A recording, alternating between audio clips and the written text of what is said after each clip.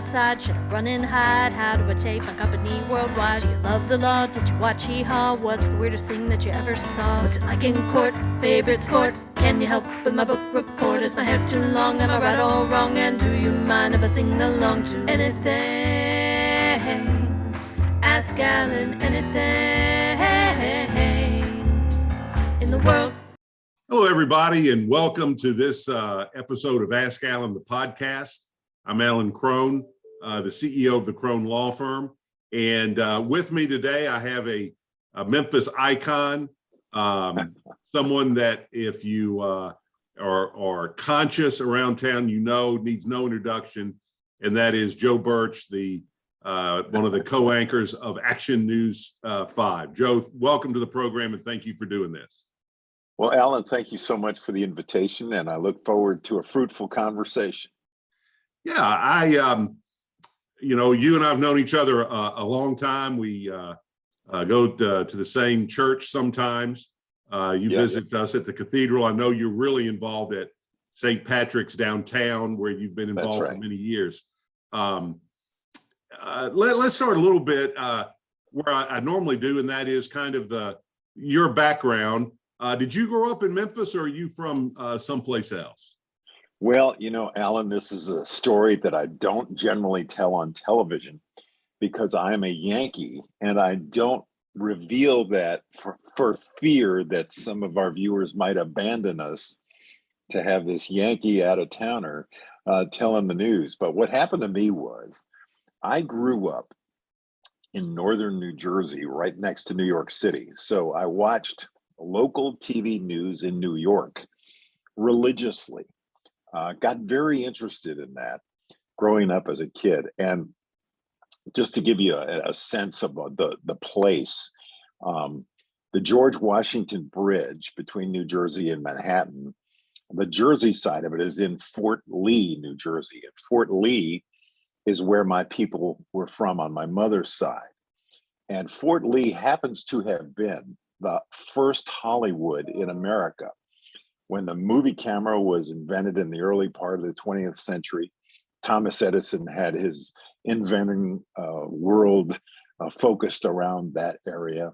The first movies for 5 years were shot in Fort Lee, and it was a beautiful place with the Hudson River and what we call the Palisades, this magnificent rocky, cliffy area on the Jersey side across from New York.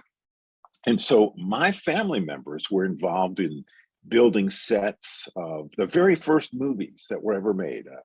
And they were electricians, and they did explosions and things like that. So Arnold Schwarzenegger and the Sly Stallone and all the action stars owe these pioneers some credit for what they did.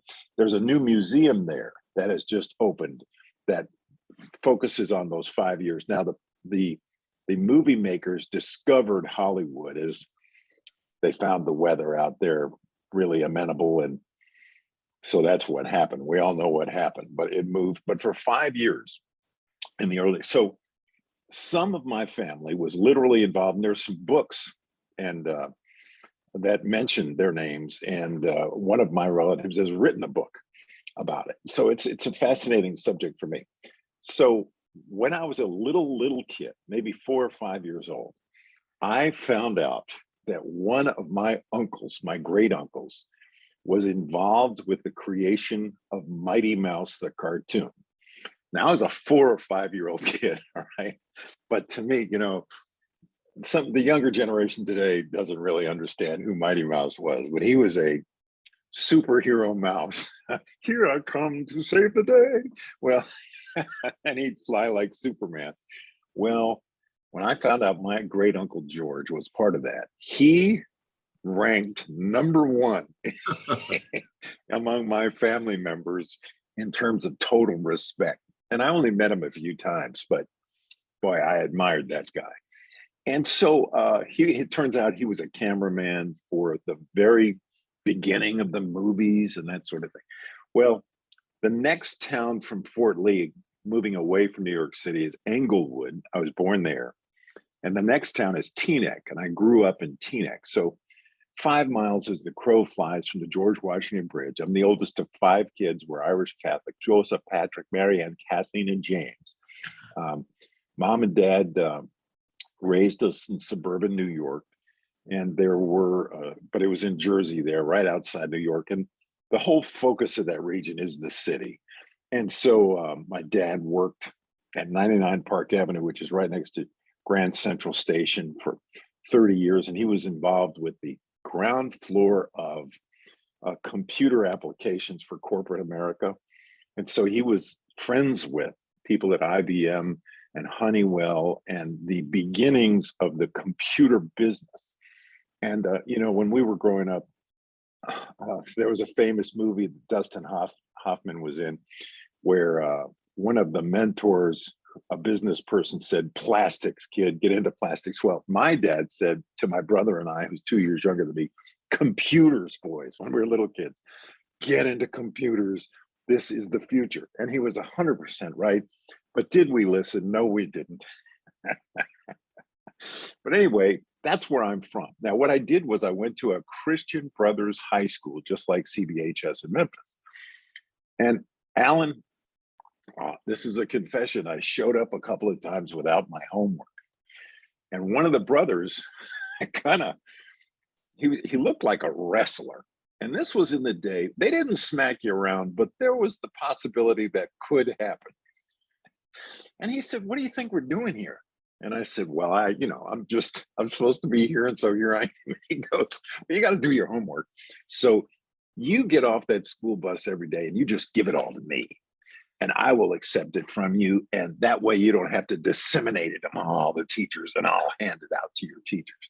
So this guy, made me his accountability partner, and he saved my life. He saved my life.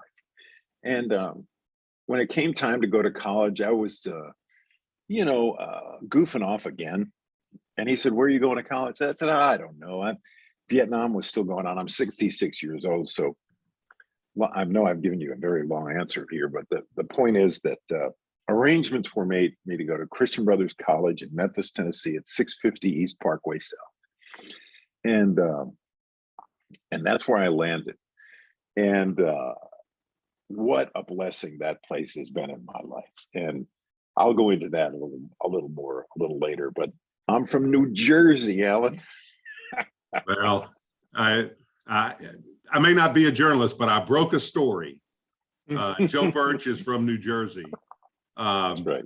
But Memphis is probably the best place to come for acceptance like that, because Memphis is a river town, and all of the greats that have accomplished great things here, Boss Crump, Elvis Presley, W.C. Handy, they're all from someplace else. That's true. So, we don't care where you're from, Joe. We're just glad you're. Well, thank you. Memphis has been just a gigantic blessing.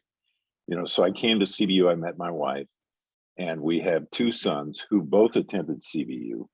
And one of the greatest quirks in collegiate history in our family, my boys studied different things. Number one son studied economics and studied business, and he's now a certified financial planner with Legacy Wealth Management after going to the Cecil C. Humphreys School of Law.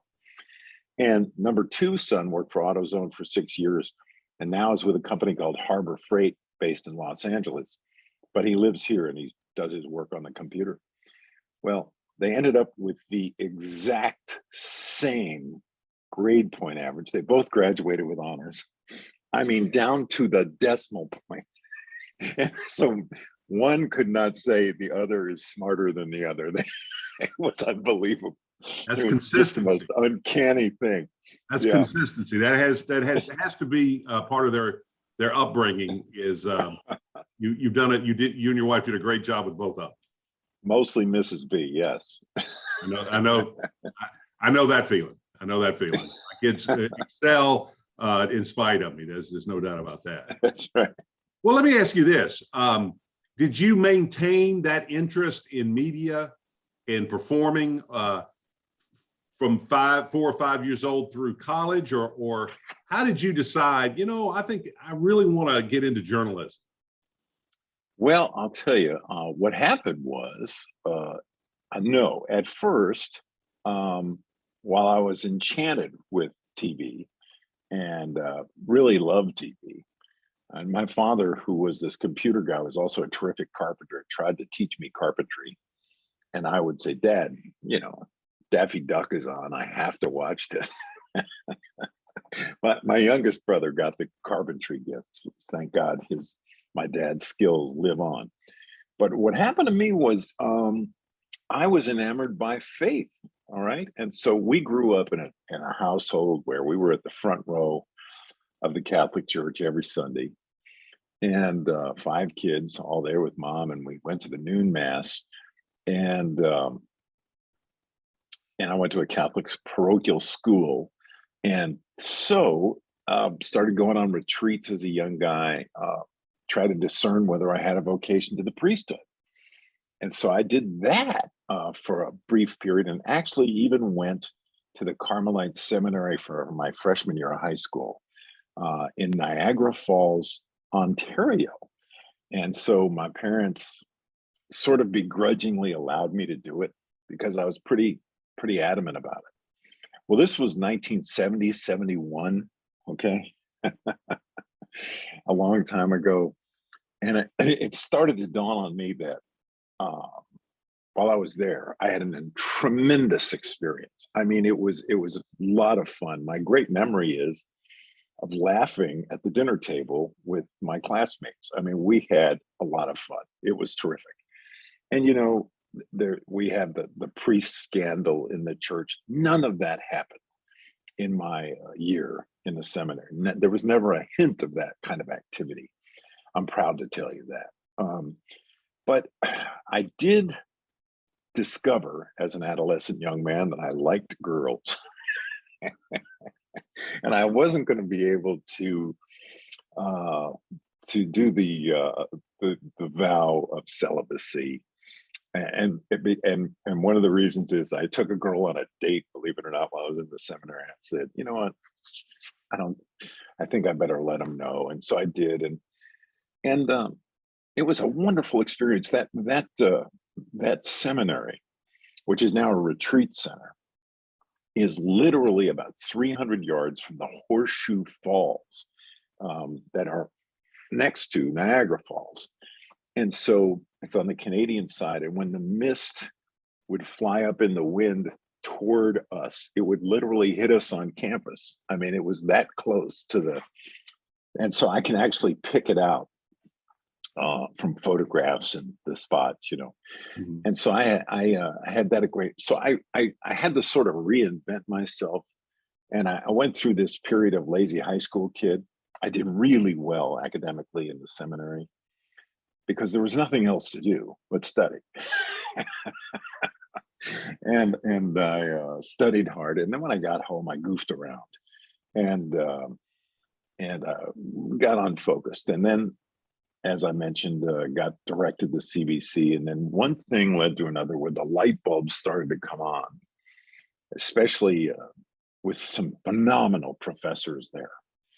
And I had been watching the news in high school. That's one thing I did do. I watched the news when I got home.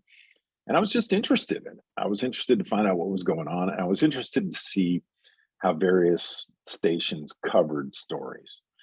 And so I actually watched stories with guys who ended up being my mentors, my bosses back here in Memphis. So it was something that stuck with me from adolescence.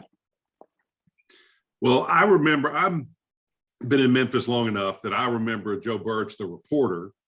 And how long were you a reporter before you became an anchor? Yeah, but I never tried to become an anchor man. I had no intention of becoming an anchor man. It just sort of happened. But I was a reporter. I wanted to be a reporter. So I had watched these reporters just change the world in New York. There were just phenomenal journalists there. And I said, I want to do that. And so I, on January 28th, 1978, I got to Channel 5, and this is how I did it. My academic advisor was a guy named Dr. Eric Brown. He was a English professor with the beard and the tweed coat, you know. He ended up becoming a very successful entrepreneur with a company that began by rewriting the memos for Fred Smith's executives into better English. Anyway, he became quite well-to-do as a result of starting a company doing that. But I got in there because his wife, Eric Brown, Dr. Eric Brown's wife, was second cousins with Ed Graney, who was the assistant general manager. And he agreed to listen to my plea to become an intern at the station, okay? And in walks the news director, a guy named Frank Gardner, who I had watched as a reporter on WCBS when I was in high school. He was a terrific reporter, and I admired him. And I told him that day, January 28th, 1978, I'm going to be a reporter for you. And his head just dropped, and he started shaking it. No, you're not. No, you're not. You're the 10,000th college kid who's come in here and made this thing. No, you'll come here and learn something, and then you'll go off to Tupelo or Greenwood, Mississippi, or, you know, Jonesboro, a small market where you generally start and you make your mistakes and you learn and grow and move up to Memphis. Well, I said, no, I'm going to be a reporter for you. And so I got in the door that day. They let me hang around. They didn't pay me anything for until I graduated May 20th, 1978. That's the day of my graduation, and it's the day of my hire. And I've been hired there ever since. And in 1978, if you remember what happened, the firefighters went on strike that year. The police department then went on strike in sympathy with the fire department in another week. And then later in the fall, the teachers went on strike. There was more news to cover than we had reporters to cover. Well, I was toting equipment. I was a schlepper. All I did was help photographers because the equipment then was very bulky. And so I carried this big Sennheiser microphone with a recorder that had an umbilical cord to the photographer, who carried this big battery pack, his camera. That's what technology was like then, but thank God it was like that then, because it provided a job for me, and it allowed me to observe how reporters do their work here. And I learned on the job. And so I started doing interviews because there was more news to cover than we had reporters.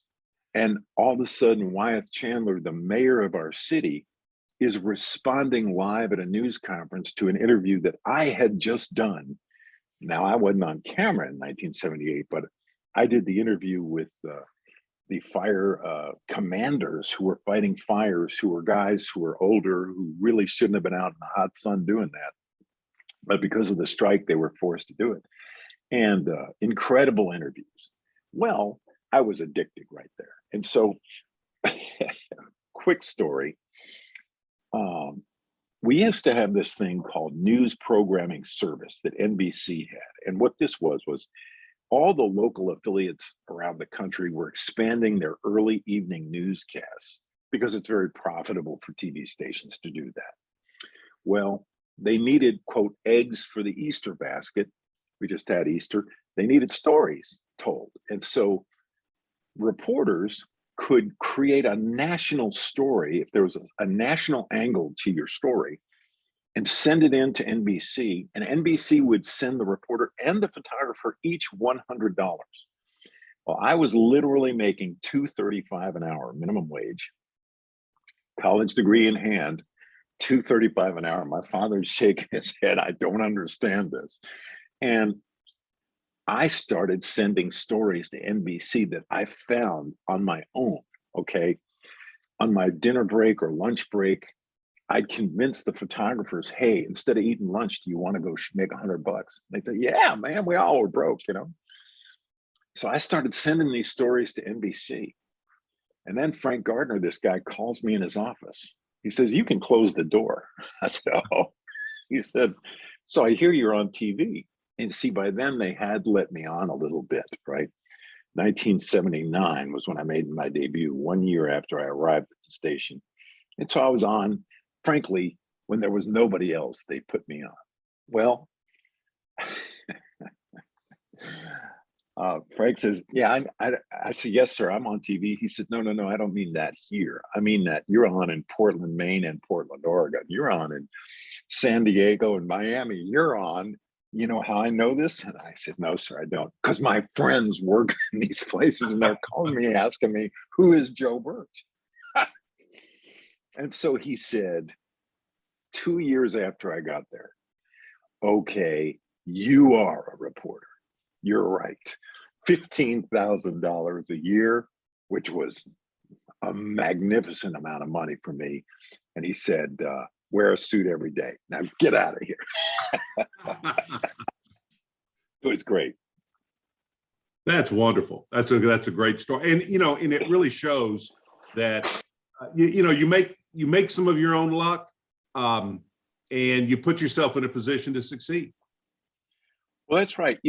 If there's a young person who's listening to this interview, our conversation, there's a Yiddish word called chutzpah. All right. That means guts. All right. We all have to have a little bit of chutzpah. You got to have some guts to, quote, get over. All right. To convince those who are in charge that you are capable, that you are competent, that you can do it, and usually it takes something like that to convince the higher ups that, oh, wait a minute, this guy's a player and he wants to be in the game. The other thing that I did was I showed up 1 hour early for work every single day. And I was supposed to be there at 8:30. I got there at 7:30. If you do that, people notice it. People say, this guy wants to be here. He's part of our team. He's hungry. He's gung-ho. He'll do anything we ask him to do. So it was like that. Yeah. Well, I'm going to ask you kind of a schmaltzy question, but I'm always interested in an answer. You've been covering Memphis for over 40 years, right? I mean, what have you seen change? What do you think is better now, or what do you think is not so good now than it was in the early 70s or the late 70s, early 80s? Well, I must say that it felt like we were kind of dead in the water in the 70s. I think Wyatt Chandler was a good man and a good mayor. I liked him very much. He was very good to me. I was this rookie guy, greenhorn, and they would send me down there all the time to interview him. And we became pretty close, Wyatt and I, because I was there a lot and I got to know him, and I never had an appointment. I just show up and he'd come out. I'd tell his secretary I was there. So I got to see him try, and this is right in the aftermath of Dr. King's assassination. So I joined the station 10 years after that, but the city was still struggling with the ramifications of that. And, downtown had been abandoned. It was a ghost town largely. They said if they saw somebody downtown, that either they were lost or trying to find the rendezvous, right? Something like that.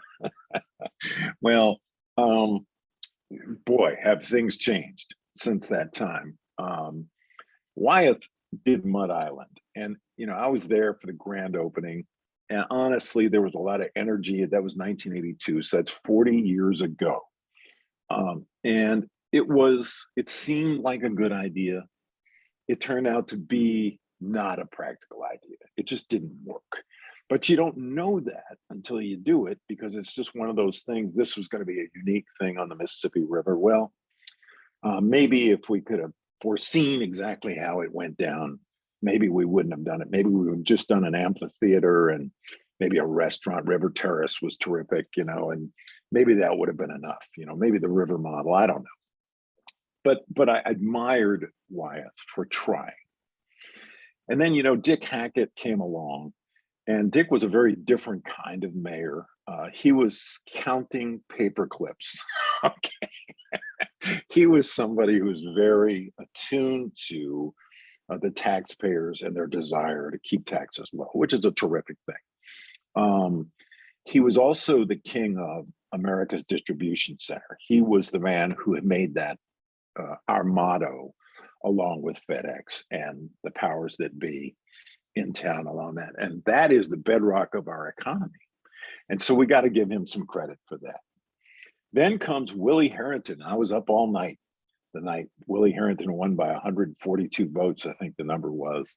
And at 6 o'clock in the morning, I was on the air after having been on all night long, and he was declared the winner.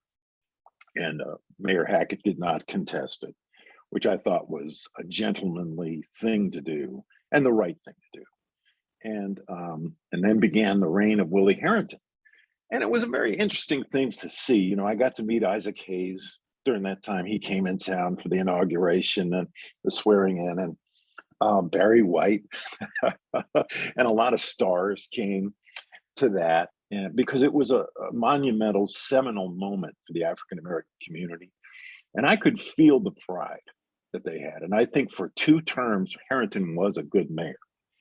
I think when his chief executive officer left him, the administration changed a lot. But the point is that Willie hung in there. He won 5 times, I think it was, and he was mailing it in my opinion, in the last couple of administrations. And he, I think, recognized he was doing that and checked out. And I have a famous interview that's on YouTube where he changed his mind and decided to get a filing petition after he had left the mayor's office and we were having a special election. And I was just questioning him live on the air about why are you doing this? I mean, we're a poor city. It costs $1 million to run a special election. And now we have to have it because you resigned, and you know, you could have just stayed mayor. It's, you know, if you watch that interview, you'll see that I'm basically just asking very simple 3-sentence questions, and he's going on for about, well, like I am, for about 10 minutes per answer. But I think the Harrington administration was good. You know, Beale Street really came alive during this time. There's a lot of companies that did well here during this time. And then, you know, we had the AC Wharton years, and AC is somebody I respect. And I'll tell you this kind of inside joke. I asked him, you know, he was our Shelby County mayor before he was elected our city municipal mayor. And I said, Mayor, you know, every now and then I make a mistake, you know, on the air. And I said, I just wonder, this is after he was city mayor. I just wonder if you've ever driven to the county building and parked in the mayor's spot while you've been city mayor. And he goes, it happened one time. He forgot which office he was holding for a minute and then snapped out of it. He must have been on the phone or something. But you know, he's a real gentleman and a lawyer's lawyer in your business. And then Jim Strickland came along, and I must say, before the pandemic, there was an energy in our city that I had not really sensed before, that we were on a roll unlike any roll we had been on. You know, St. Jude Children's Research Hospital, I believe, is the epicenter of the new dynamism in the Memphis economy. And it's the #1 brand in the world, of most respected brand in the world. And young people want to work there. They're a global name. Just look what they've done in Ukraine, evacuating sick children.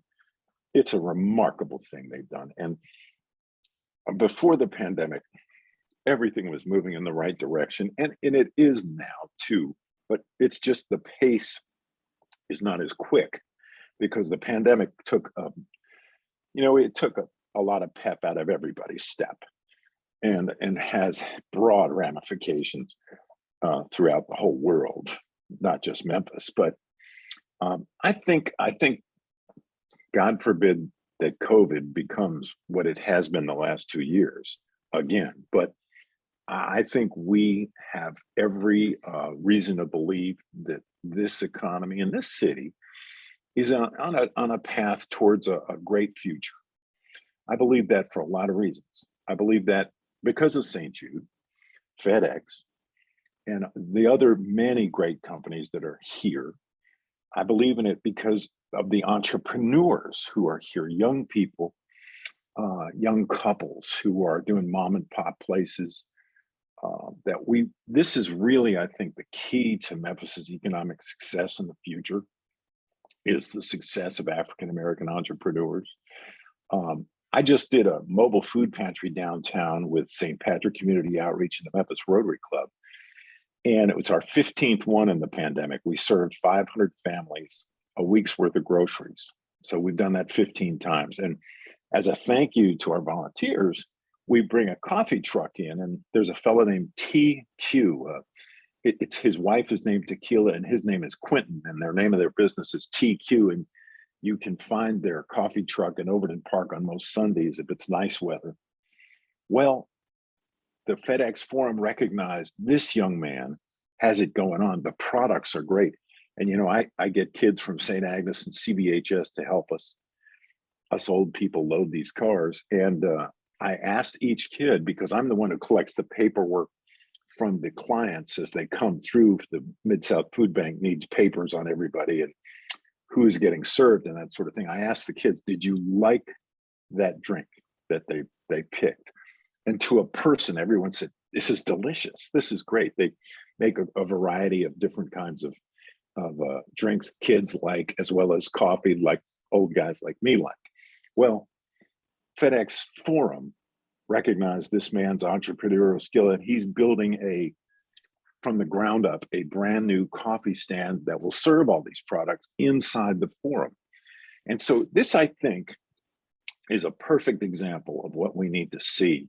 This guy has a business that's going to take off. I wouldn't be surprised if he has a fleet of these locations, a fleet of trucks, or, you know, he's clearly understands his product and serving folks. So this is my long answer to this. I think that from a corporate standpoint, you know, we've got autos in here, we've got International Paper, we've got, of course, the great FedEx, which is the bedrock, and so many others in the corporate world that are terrific, and a lot of other smaller companies. But we also have rising entrepreneurial class, which we need to encourage and support.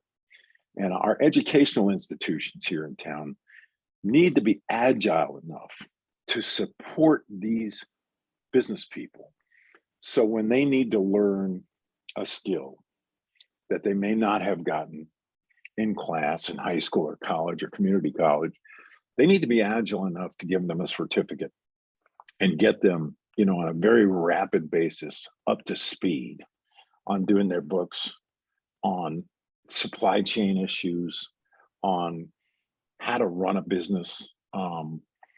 And I think we'll be well served. And I think the educational institutions that are enlightened enough to do this are going to be rewarded for having that foresight.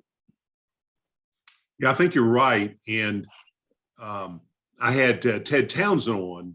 I think that his going to be broadcast is coming Thursday. And we talked about that, how Memphis is such a great entrepreneurial environment, largely for the reasons I think, you know, we were joking about you coming from New Jersey, but I think it's that same accepting attitude that Memphians don't really care where you've been. They really care kind of where you are now. And I just think there are, you know, tons of stories out there like that of people making it big here. And that's the future. I think the future is not just drawing, you know, having a W-2 from an employer, but freelancing and being entrepreneurial, I think, is the way our kids and our grandchildren are going to be making their living, as opposed to the way we grew up, which was you went out and you went a job and got a job unless you know, had access to a lot of money to be able to start your own business. That's right. Just so much easier. Yeah. That's right. So you've been anchor for how long? So it started April Fool's Day, 1983, which is such That an April Fool's appropriate joke's day. still going on. Oh, yeah, that's right. And so Mason Granger, who had been one of my mentors and was my boss, the news director, he was running our operation as well as anchoring the 5 p.m. news, which used to be an hour, and the 10 o'clock news. And, that's a long day. So that was 9 a.m. meeting, the newsroom. What are we going to cover today? And then, figure that out. And then, manage a newsroom, which is 75 people. We're open 24/7, 365 days a year. We're like Walmart. It got to tiring him out. And so he was looking for some help at 10 o'clock at night. And I started filling in for him in 1982. And in 83, I got the opportunity on St. Patrick's Day. Good Irish boy got the opportunity. They invited me to do it in 83. And I've been doing it ever since. So it's, what the thing about it is, Alan, and if you're a young person listening to this, I was horrible. I mean, I wasn't bad. I was horrible when I got started as the anchorman. I never anticipated this would happen. And so I just wasn't good. I was really nervous. I was, just scared to death. And I finally eased into it and watched myself enough and did enough self-evaluation and examination. And then, it's like riding a bike in a way, you do it and do it and do it. And then, you finally find your gear and you learn, okay, this is how you do this, and I still make mistakes, but not quite as many. Well, as you know, back in the day, I was chairman of the Republican Party here in Shelby County. And I've had the opportunity to be interviewed a lot, interviewed on your station, interviewed on your competitor station. And people always ask me, what's the best station in Memphis? And I said, well, I'm not going to get into best, but let me tell you this story. I do interviews on all the stations. The back of my head was on Bob Dole, I think, came to town. And the back of my head was on a shot of Bob Dole speaking on Channel 5. And I got more calls saying, hey, I saw you on Channel 5 than I did for any of the other interviews I've ever done together. So that told me that there were at least a lot of the people who knew me were watching Channel 5. Well, I can tell you this, we did the St. Jude Dream Home campaign for 2022 that started March 25th. And on that day, I went in early and did the early morning news and kicked off the campaign. And in 26 days, we sold 17,000 tickets, which means $1.7 million. It's $100 a ticket. And so people are still watching. The station has power. It is true. It's a 500 channel universe. The web has changed everything, but people still gravitate to us. And particularly people who have a $100 bill, who they can share with a charity. And we're very proud of that. We're very proud to be associated with St. Jude. And we think it's a terrific thing. And so the campaign's over. We raised the 1.7. The only question now is who's going to win all the prizes. I can't wait to find out. I got a little money riding in there. I'm not holding my breath, mainly because I couldn't get my wife to move to Arlington. But I know there are lots of people that want to move out there. It's a great house. So we'll see what happens. But let me ask you this. Now, I'm just going to talk about Channel 5. I don't mean any disrespect to the other stations. Sure. When I have their anchor on, I do the same thing for them. They're nice people too. But it seems to me that one of the strategies Channel 5, I've always said Channel 5 is like the Pittsburgh Steelers. In that the Pittsburgh Steelers have had, 3 coaches in the last 50 years or some stat like that. They stick with people. And I think Channel 5 does a really good job of bringing people along and staying with them and building that rapport in the community. And I'm thinking of, Mason Granger to Joe Birch. That's right. Dick Hawley to Mason Granger. That's right. These were, Dave Brown to Ron Childress. Right. These were all people who were ingrained in the community before they became anchors. And I don't know, there's just that trust. Is that something that y'all talk about as part of the culture of Channel 5, or is that just a happy coincidence? Well, there's a certain happy coincidence to it.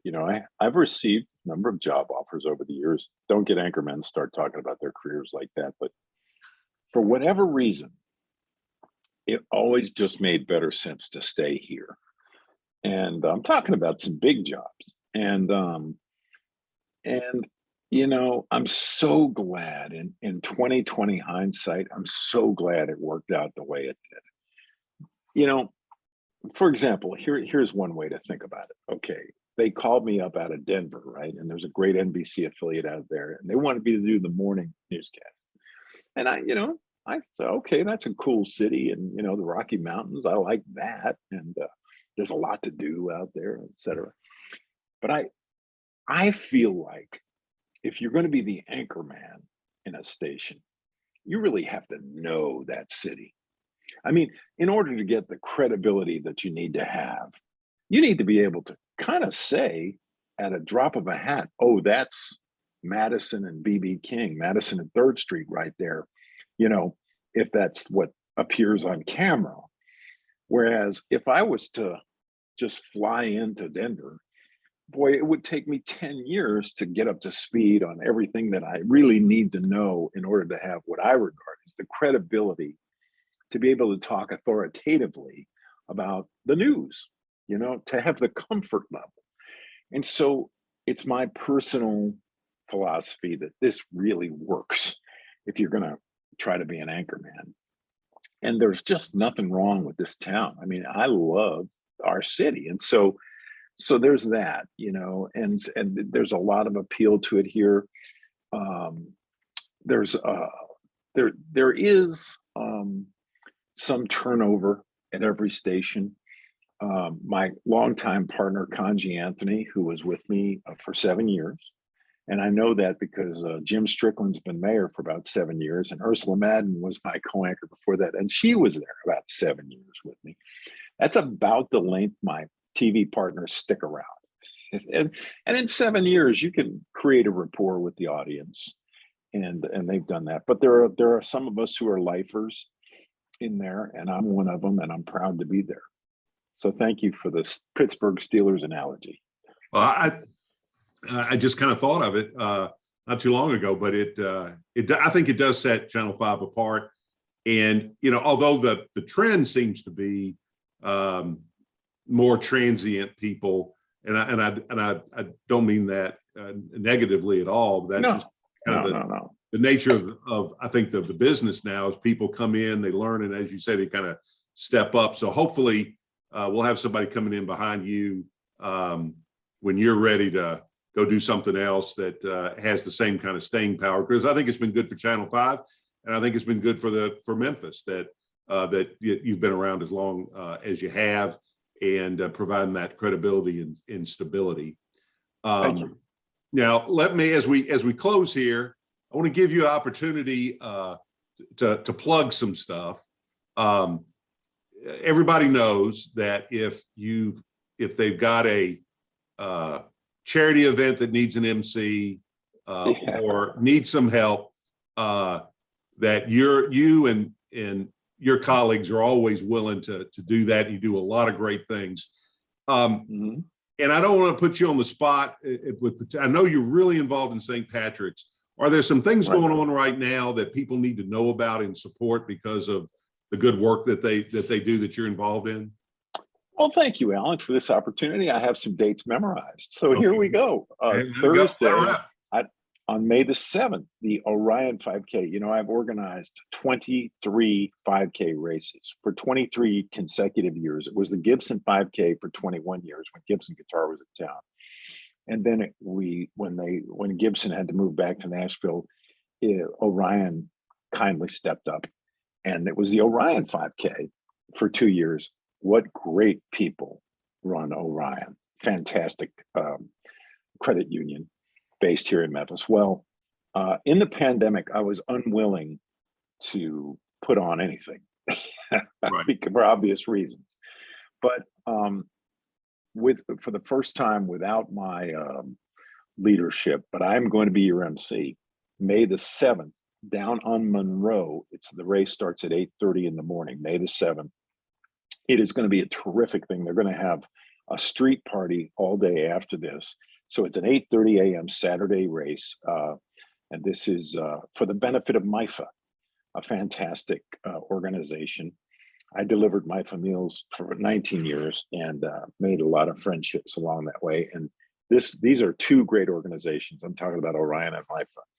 And so let's help them and see about getting back in the running world and also enjoying the street party that's going to take place on May 7th. Believe it or not, I'm the president-elect of the Memphis Rotary Club. My term of office starts July 1st. And 2022, Otis Sanford is our current president, and he's become a very close friend. We meet a lot and kind of chart our course together and have a lot of fun doing it. And the Rotary Club is a service organization, as you know, and we're involved in a lot of things. But one of the things we do is raise money every year for Dorothy Day House of Hospitality, which is located at 1429 Poplar Avenue, as well as other locations, including the former Church Health Center properties over on Peabody. There's a couple of houses they run over there. What the Dorothy Day House does is try to keep homeless families united. And it's a beautiful ministry. It's a very challenging ministry, but we are a financial supporter of theirs to the tune of about $15,000 a year. And the way we raise this money is through what we call Cafe du Memphis, a takeoff on Cafe du Monde in New Orleans, where we serve beignets, shrimp and grits, and lots of other good stuff. And this year we're going to be we're going to be doing it at the Malco Drive-In on Summer Avenue. We're at that location because of COVID, so people can come in their car. You collect your food in the car, and then you can tailgate, or we may have some tables set up. We'll have music, and it's a lot of fun. And we have real Louisiana chefs. Well, I should say Rotarians from Louisiana who know what they're doing, and and a matter of fact, a lot of them are going to be at Laughlin Yard this Saturday, which is I think the 20. Is that the 24th? Is it?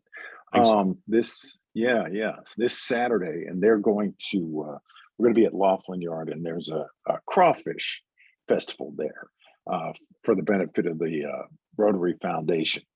And so there's a few ideas of good stuff we're doing. I'm going to be very involved with the Rotary over this coming year, obviously, and it's a new dimension in leadership and service for me. It's a little scary. You know, our Rotary Club is the 96th one chartered in the world. There's literally over 30,000 clubs in the world. So we were in the ground floor, chartered in 1914. So we survived the first pandemic, Spanish flu in 1918, and we're still here. And mainly, I want to make sure it survives the Joe Birch administration. But, you know, it's not every day an anchorman gets to be that guy, the president of a Rotary, sticking around long enough and be ingrained in the community long enough to have that kind of opportunity to arise. And I'm really thrilled about it. And I'm very open to different service projects that we can do that will benefit Memphis. Well, y'all do. Rotary Club does a great job. I'll second the plug for the Dorothy Day House. If somebody listening to this is looking for an opportunity to help the community and help folks that really need help in the community, there are lots of avenues, but the Dorothy Day House is truly a great avenue for that. It's one of the few places where husbands and wives and their children can stay together in a homeless situation. And it approximates, apartment living. And so it provides a good, stable atmosphere for the kids and a great place to get back on their feet for the adults, and lots of support. I just can't say enough good things about the Dorothy Day House. And I appreciate the Rotary Club for helping them out. Yeah. Well, it's a great thing. It's a great All thing. right. Well, Joe, I really, really appreciate your time. I could talk to you. One thing we really didn't talk too much is about the Memphis present and future. Maybe we'll save that for a future show. All right. But I enjoyed our conversation, and I think a lot of people who have the opportunity to listen to this or watch this will as well. It's good to know the backstory on people that are important to our community, and so thank you for sharing all that for folks. I'm sure there are people out there that are going to be inspired by your rise, and if they emulate it, they'll probably do really, really well. Especially if they get to work an hour early. That's a good tip. Thank you, Alan. Appreciate the invitation. All right, and I appreciate all of you who are watching. If you enjoyed this, and I had Joe Birch on, why wouldn't you enjoy it? Please share this, email it to your friends, comment on it. Let us know what you're thinking. And again, I appreciate everybody listening and watching. I want to thank Joe Birch, my guest, one last time. Joe is going to go report the news, and I'm going to go get some justice. So thank you all for watching.